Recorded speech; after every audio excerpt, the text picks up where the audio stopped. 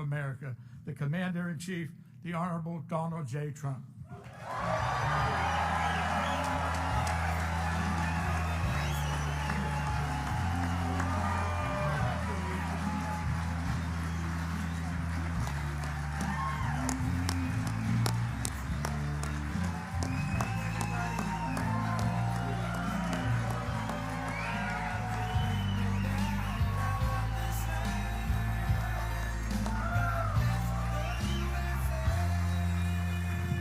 Well, thank you very much. It's a great honor. Great people.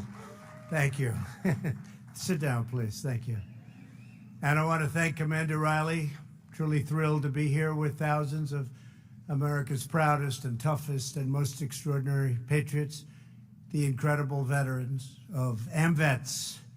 We love our veterans. AMVETS. Thank you very much. We're special people. You fought courageously for our country, and now my administration is fighting courageously for you. That's for sure. And you know, we've accomplished a lot, we've done a lot, and one of the things we have done is you get that medical care quickly now when you go into those doctors, and you used to have to wait for weeks and weeks and weeks, and you don't wait anymore. You go out and see a private doctor, and we pay the bill. And people are really happy about it. And the vets are very happy about it. Veterans' Choice is, you've been trying to get that for 44 years, they say. 44 years. I guess it's longer than that. Probably earlier than that. But for 44 years at least that we know of. And you got it, so congratulations. Hopefully you don't have to use it too often because you're going to feel great, okay? To every veteran here today, all across our land, thank you for your noble and incredible service. It's an honor, really, of my life. I understand that I'm the first Commander-in-Chief, first President to address you and be here, and that's something that's very special. And it's also an honor to be the Commander-in-Chief of the greatest fighting force the world has ever known, the United States military. And it's stronger today. And it's a lot stronger today than it was 2.5 years ago, I can tell you that. A lot stronger today. A lot stronger. $700 billion we spent, and then 716 billion, that's with a B. And this year it's $738 billion. So we've rebuilt your military, and it's stronger than ever before. And that was really needed. It was depleted, it was tired, it was exhausted. And you know that better than I do, but we have totally rebuilt it. I want to thank your outstanding National Commander, Reed Riley, as well as your terrific Executive Director, Joe Shenley. Where is Joe? Joe, thank you. Where's Joe? Thank you, Joe. That's not a very good seat for you, Joe. Get that mention right up top, and look, see? You want to give other people the better seats. I like that type of person, right? Thank you, Joe. It's also my privilege to recognize your National First Vice Commander, the highest ranking woman in AMVETS history, retired Air Force Senior Master Sergeant Jan Brown. Jan? Thank you, Jan. Thank you. Congratulations as well to this year's recipients of the Silver Helmet Awards, especially a dear friend who is an inspiration to all Americans, World War II veteran and Medal of Honor recipient, Woody Williams. Where's Woody? Thank you, Woody. You're looking good, Woody. Woody's looking good. That was a big day. Medal of Honor. Nothing like the Medal of Honor. I wanted one, but they told me I don't qualify, Woody. I said, can I give it to myself anyway? They said, I don't think that's a good idea. Great, great people. These are great, great men and women that get the Congressional Medal of Honor. Thank you, Woody. We are unbelievably grateful to all of the members of AMVETS and Ladies Auxiliary. They've worked so hard, and the sons of AMVETS and the junior AMVETS, and of course, the legendary AmVets writers who are fighting to keep alive the spirit of rolling thunder. I love rolling thunder, that noise. Wow. Rolling thunder. We're taking care of rolling thunder since I've been there. Rolling thunder, please stand up. You have so many great people. So many great people. Thank you. Thank you. And the leaders are all here, too. Thank you. And we'll see you in a little while in Washington. And to honor the prisoners of war and those missing in action, today we renew our vow that America will never, ever forget. It's a great, thank you. Great to be joined by a number of champions for Americans veterans, including Secretary of Education Betsy DeVos. Betsy, doing a great job. Deputy VA Secretary James Byrne. James, thank you. Great job. A man who has really done a great job. I don't know if he's appreciated. Sometimes it doesn't work out that way, but he's done an incredible job. And your state is doing phenomenal business, and I want to take all of the credit, but I can't because I have to give him a lot too, because he has been a truly great governor, Matt Bevin.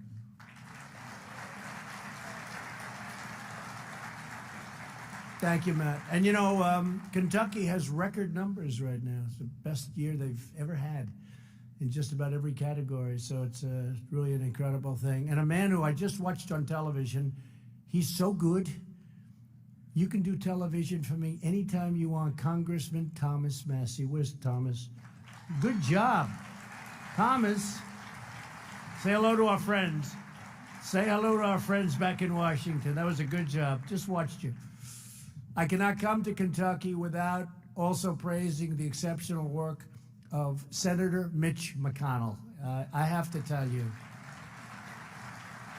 this guy is a true fighter for our veterans and for Kentucky. He's worked tirelessly to enact massive tax cuts, record defense spending, and crucial VA reform that I was just talking about. And I have to think yet, of all the things with respect to Mitch, he's a good person, but his leadership in the Senate, we've confirmed, think of this, almost 150 federal judges to uphold our nation's beloved Constitution and the foundation of American freedom.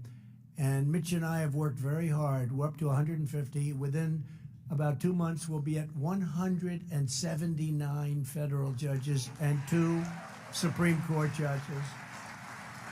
And it's your senator, and it's for him, that's a passion like I've never seen before. And there is nothing more important. You know, when I became president, they said the most important thing you can do is judges. And in particular, they said Supreme Court justices. Well, as you know, we've named 2 Supreme Court justices, right? Justice Kavanaugh, Justice Gorsuch. And I want to just congratulate Mitch McConnell. And you have him. You have him. And he's a champion, and he fights hard. And he really is something special. And he loves your state. And I'll be here campaigning for Mitch, and I'll be campaigning for Matt. And we're going to get them both back in. And I just had to say, because Mitch has been somebody very special, and Matt knows that as well. This year, we commemorated the 75th anniversary of D-Day, June 6, 1944, when thousands of American patriots stormed the beaches of Normandy and charged through the fires of hell to ensure the survival of liberty. This year also marks the 75th anniversary of the organization that took care of those victorious veterans when they returned, and every generation of veterans since. Incredible job. Today we celebrate AmVets for 75 years of love and loyalty and lifelong service to our military personnel, to our veterans, and to their families. Congratulations. Thank you very much. Thank you.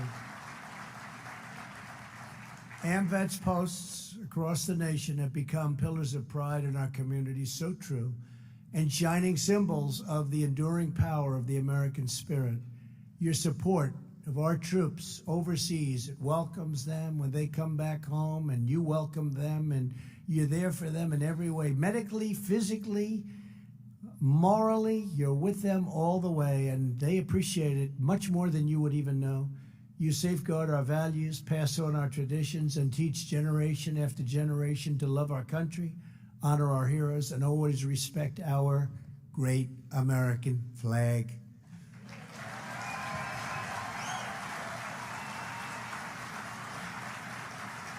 We gather today at a truly incredible time for our nation. We are reawakening American pride, American confidence, and American greatness. We are America first. It's about time, too. It's about time, wouldn't you say? We hear America first. You didn't used to hear that. You didn't used to hear that too much, right? You didn't used to hear it at all, come to think of it. You hear it a lot now. Hope you don't get sick of it. I don't think you will. Not this group. Not too many people in our country would feel that way. We're respected again as a nation. We're respected again. We're restoring the fundamental principles that government and its first obligation is the highest loyalty is to our citizens. It's the loyalty to our citizens that really is that first obligation. No longer will we sacrifice America's interests to any foreign power. In all things, we are putting our country first. We are saying, let's say, make America great again, but we're almost there where we say, make America great again. We may have to switch it. You know what we're going to switch it to, right? Huh? That's right. That's right. I won't say it here because this is not a campaign speech. It's not a campaign speech.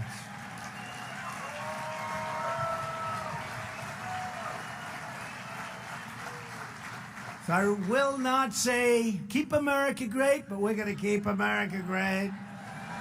We're going to keep America great. That's a lot of press back there. Look at all of them. Wow. That's a lot of cameras going. Look at all those red lights on there. The red lights means you're on. When the lights are off, you can get a little sleepy back here and take it easy. Nowhere is this patriotic allegiance more essential than fulfilling our duty to the American warrior and to the American veteran. We are upholding our nation's solemn pledge to protect those who protect us, and they've protected us brilliantly. With America's core interests guiding us as we do, we are making unprecedented strides. Our incredible American warriors have pulverized the bloodthirsty killers of ISIS. We defeated 100% of the caliphate in Syria. We're holding thousands of ISIS fighters right now, prisoners, and we're going to give them from where they came, certain countries in Europe. We got to take them back because we don't want to hold them. Got to give them back. We're fighting for other people. We got to give them back. They got to take them. They'd rather have us hold them and let us have them for 50 years. We don't want them. We don't want them. They should take them. Do we agree? They should take them. They say to us, why don't you hold them in Guantanamo Bay for 50 years and you just hold them and spend billions and billions of dollars holding them? And I'm saying, no, you got to take them. We fought. We have them captured. They're all captured. Thousands. ISIS. But now Europe has to take them, and different countries where they came from have to take them. Do we agree with that? Yes? No. I was just curious as to what you thought. We withdrew from the horrible Iran nuclear deal. Horrible deal. We brought home the remains of our fallen North Korean war heroes. We brought them home, so many of them, and many more are coming, so they can rest alongside their brothers and sisters in American soil. We believe in our sacred responsibility to ensure no one is left behind, right? We're rebuilding the awesome might of the United States military with these big budgets that I just described. And think of it. Thank you. Thank you very much. I appreciate it. Thank you very much. And we're very proud of it. We're very proud of it. And those in the military are very proud too. Beautiful, new, the best equipment in the world. We make the best planes. We make the best missiles. We make the best ships. We make the best everything. And it also, in this case, secondarily, it also happens to be made in the USA, every inch of it, and it's called jobs, jobs, jobs. That's secondary, but it's important.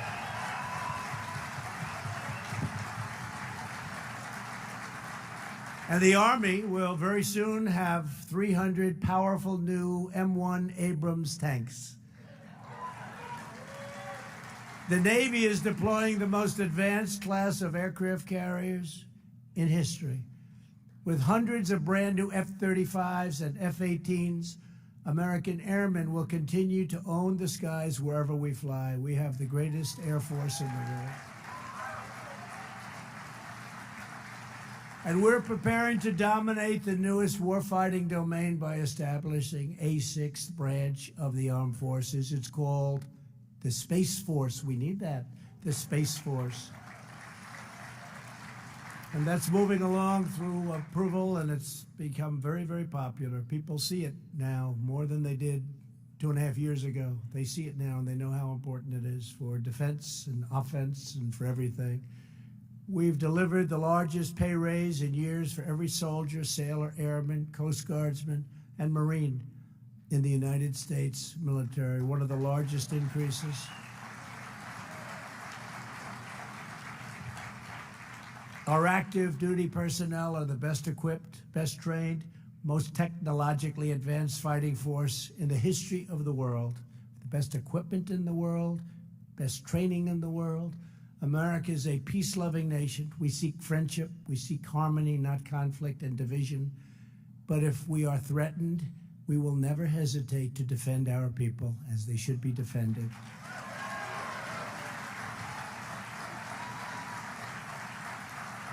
And if our enemies should dare to fight us, they will be crushed with overwhelming American might. No adversary stands a chance against the awesome power of the red, white, and blue. There is no military even close to ours. You know, you read all sorts of things, well, maybe this country, maybe that. It's only propaganda put out by different areas and different countries. There is nothing close, and they all know it. And they tell me that.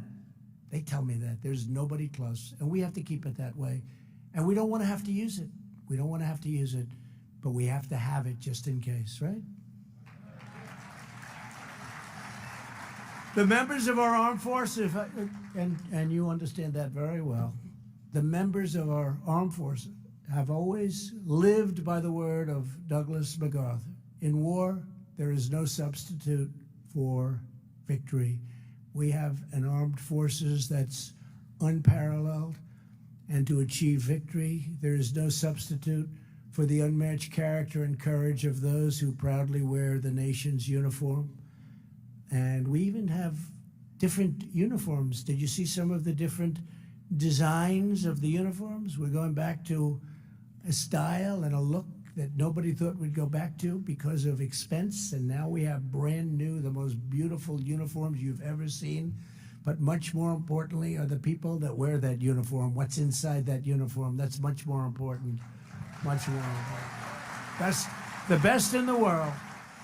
Every warrior who serves has poured out, and they have poured out their hearts and souls for America. We believe their government must show them the same devotion in return, and we've been doing that, at least in the last 2.5 years we have. Can you believe it's almost 3 years now? Because I've been saying 2.5 years now for a number of months. And we're getting close to 3. I'll have to be changing it to 3 very soon. After years of neglect, we're fixing the heartbreaking failures from the last administration at the Department of Veterans Affairs. America must never abandon our heroes in their hour of need. We'll never do that. For that reason, I proudly signed into law the groundbreaking VA Accountability Act. Okay. Big deal. And that was another one. They wouldn't do it. 40 years, 50 years, they wouldn't do it. You couldn't get it done. And I won't blame unions, and I won't blame civil service. I won't blame any of it. But man, was there power against it. It was tough, and I got it done. Now somebody mistreats you or mistreats people in the VA, and we know what happens, right? It's called, you're fired. Stand up, please. Stand up. There's the man that implements it. You're fired. Get out of here. Get out of here. You couldn't fire anyone for virtually any reason. They could do anything. So we have the Accountability Act, and we've removed more than 7,600 bad employees who failed to give our vets the care they so richly deserve. 7,600.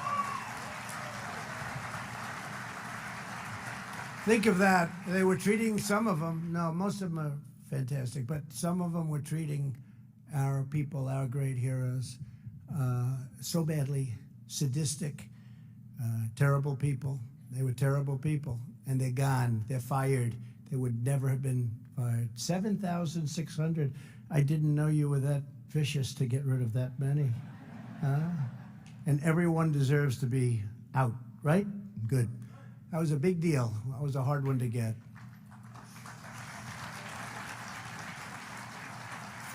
And as I said, and something that I guess I'm most proud of, because, I don't know, accountability was very important. Some people think it was as important, maybe not.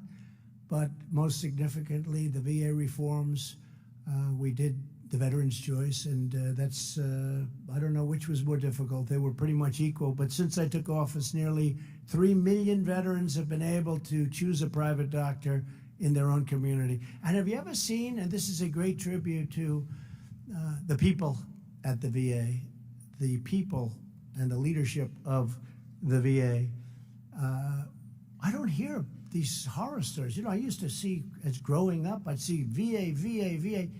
I don't want to, you know, well, let me find some wood. Wait.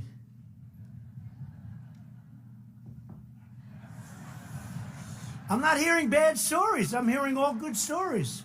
But the fake news will go out. They'll find somebody in the system. They'll find somebody. They'll find somebody in this giant medical system, the largest system in the world by far. They're going to find somebody that wasn't treated perfectly. And he'll be on the top of the news tonight. We have breaking news. We've also slashed wait times at the VA by more than 33%. That's a great thing. And the care is better, more importantly. The care is even better. A recent study published in the Journal of American Medical Association found that wait times are now shorter for primary care at the VA than at private sector doctors and hospitals. How about that? Good job. Say hello to our friend. Tell him he's doing a good job. He's done some job. What a job all of you have done. To improve the efficiency at the VA, I signed the Veterans Appeals Improvement and Modernization Act. You know what that is? So far this fiscal year, the VA has processed nearly 1.2 million claims for compensation and increased the number of appeals decisions by 70% compared to 2 years ago when I really started doing this. That's a big number. We are modernizing your medical records to begin a seamless transition from the Department of Defense into the VA, something that they just said they couldn't do. You know that, right? They said, we can't do it. It's just too complicated. We did it. The VA has also cut opioid prescriptions by 30% over the last 2.5 years. And we're committed to defeating the opioid epidemic in America, and I have instructed all of our people that give so many grants to lots of geniuses all over the country. I said, find a painkiller that's non-addictive. Get a painkiller that when you break your arm and you go to the hospital, you don't come out of the hospital addicted to opioids. Get a painkiller that's non-addictive. And we're closer than you think, right? We're closer than you think. Our veterans are seeing dramatic improvements in the quality of care across the board. Patients' trusts have increased. I mean, you look at the trust that the patients give, increased at 92% of VA medical centers, 92% increase at the medical centers, and we will not rest until we reach 100%. And we'll get there, too. We'll get there. Probably there already. Probably we're there already. No issue facing our veterans is more urgent than ending the national crisis of veterans suicide. My administration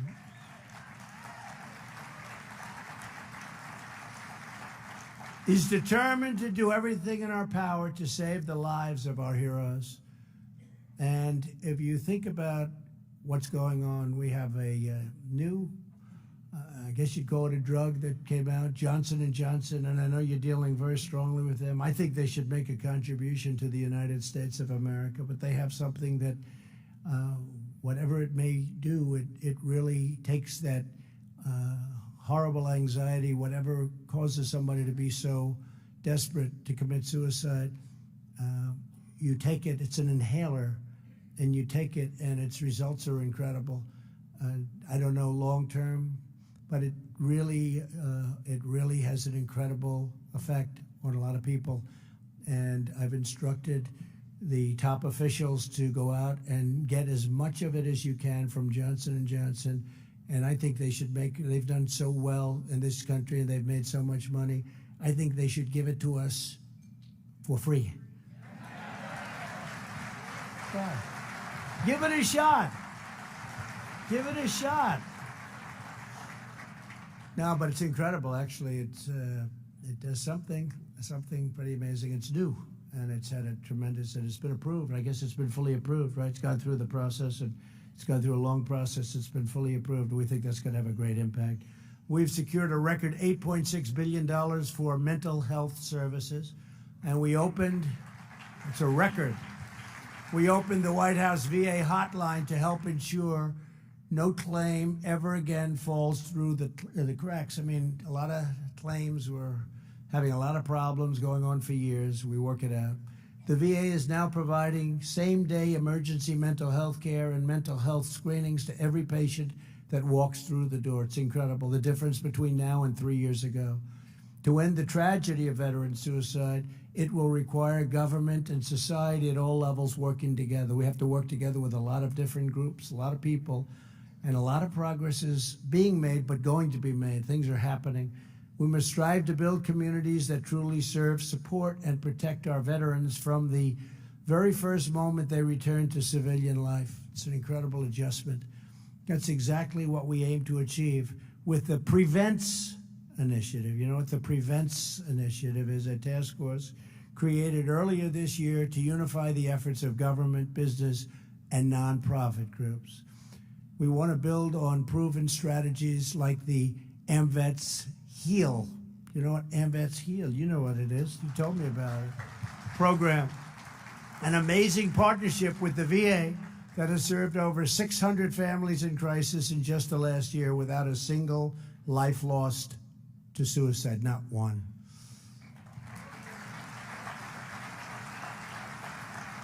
To every veteran who is facing this struggle, I want you to know that you are not alone. We are with you. You are not forgotten, not at all forgotten. We're with you all the way. And you are not beaten. You will overcome, you will prevail, you will triumph, and you will thrive. You will thrive. A lot of progress has been made. So many different things we're making progress in. Millions of Americans are right by your side, and we are with you every single step of the way. One of those Americans is someone that you know very well, Jim Pigeon, a Navy veteran and former national commander of AMVETS. Jim, where's Jim? Come on up here, Jim. Come on up here, Jim. For the past 1,257 consecutive days, Jim has challenged Americans to join him in doing 22 push-ups. Don't challenge me. Don't make me do that. Representing the number of veterans whose lives in each, think of that, 22 representing, that's the number of suicides a day. Can you believe? I heard that number and I said, it can't be possible. You would think a year, a month, a day. Nobody can believe it. Nobody believes that, Jim. Thousands of patriots have joined him in raising awareness, and together they are summoning the national will to act. And I want to thank Jim. Jim, say a few words, please.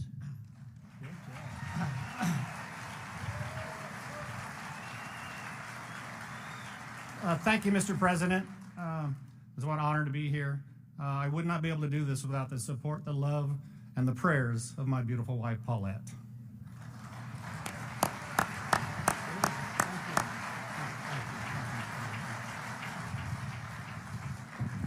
Got strong arms. Just tap them. It's like a piece of steel.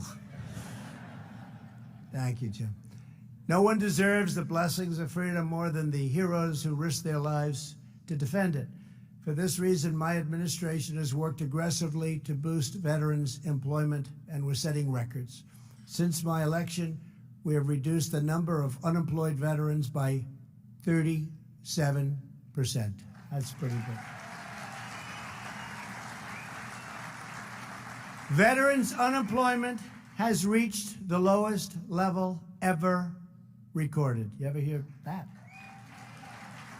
That's big. Same thing with African American unemployment. Same thing with Asian unemployment. Same thing with Hispanic unemployment. Same thing with many other groups. It's been amazing. To every employer in America, we say, if you are looking for a worker of unrivaled skill, integrity, and devotion, all you have to do is hire a veteran. That's what's happening, and they're doing it.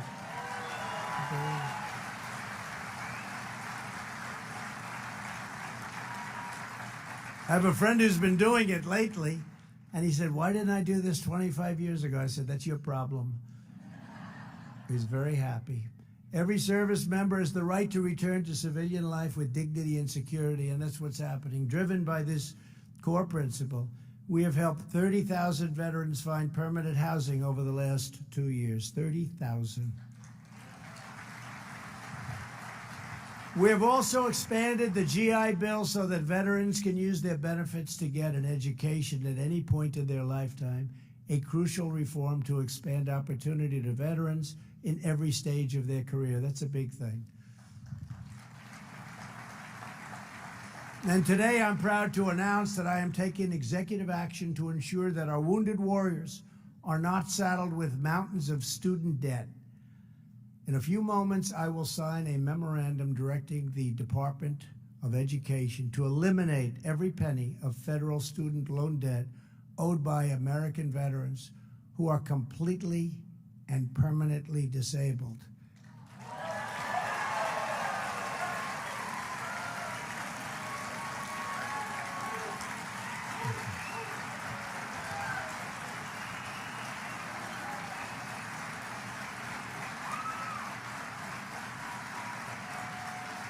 Incredible. Nobody can complain about that, right? Nobody can complain about that. The debt of these disabled veterans will be entirely erased. It'll be gone.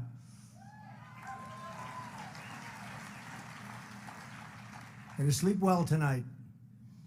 Altogether, this action will wipe out an average of $30,000 in debt owed by more than 25,000 eligible veterans who have made immense sacrifices, the ultimate sacrifice in many ways for our nation. They've made a sacrifice that's so great, and they're such incredible people, and they never complain.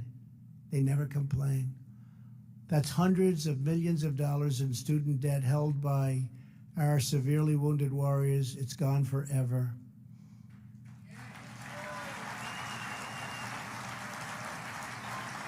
I want to thank Secretary DeVos for her leadership in making veterans debt forgiveness a top priority for the Department of Education. Betsy, thank you very much.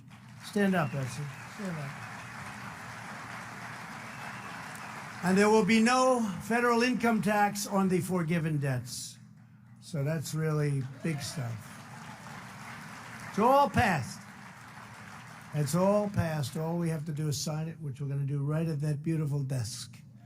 Okay? All we have to do. Today, I'm also calling upon all 50 states to immediately waive all applicable state taxes as well. The state taxes hopefully will be going away very quickly. Most of the states have already agreed to do that. Joining us today is one of the many American heroes who will benefit from this action, Catherine Castle. Amazingly, Catherine served in 3 different branches of the armed forces, the Army, the Navy, and the Air Force. Wow, you're going to have to tell me which is the best, please. I want to know which is the best.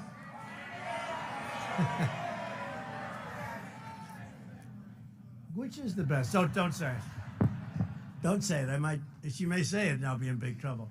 Please say a few words, Catherine. Thank you very much. Thank you.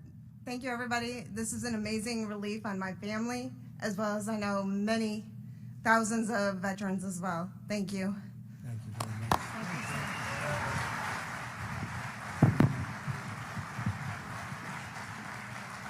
Thank you very much, Catherine. After 2 tours in Iraq, Catherine developed multiple serious health conditions, very, very serious, related to her service, including significant lung problems. Despite these obstacles, Karen is now pursuing a degree at the University of Nevada.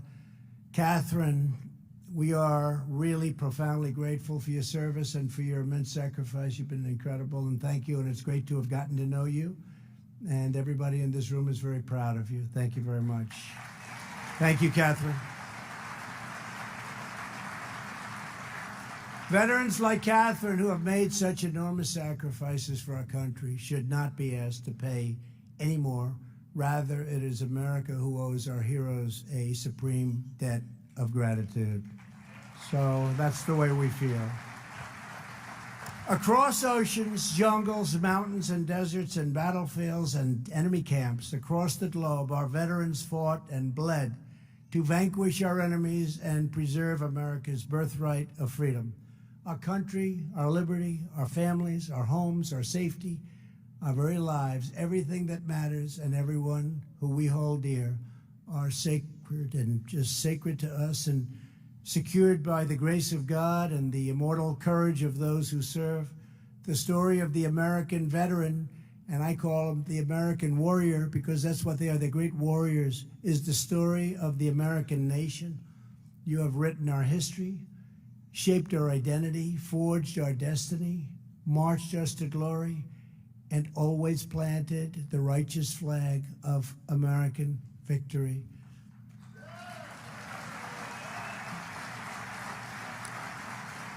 You have filled our enemies with dread. You have filled our friends with hope. And you have filled our American heart with fierce patriotic pride. Because of you, America is safe. Because of you, America is strong. Because of you, America is free. And because of you, America will forever remain the bravest, mightiest, and greatest nation on the face of the earth. Thank you. Thank you. Because of you. Because of you. I would now like to ask AMVETS leaders to come forward. Secretary DeVos, please come forward. Deputy Secretary Byrne, Governor Bevin, Sergeant Catherine Castle, and Sergeant Nick Stefanik to join me on stage as I sign the presidential memorandum facilitating the cancellation of student loan debt for 25,000 of our most severely disabled veterans.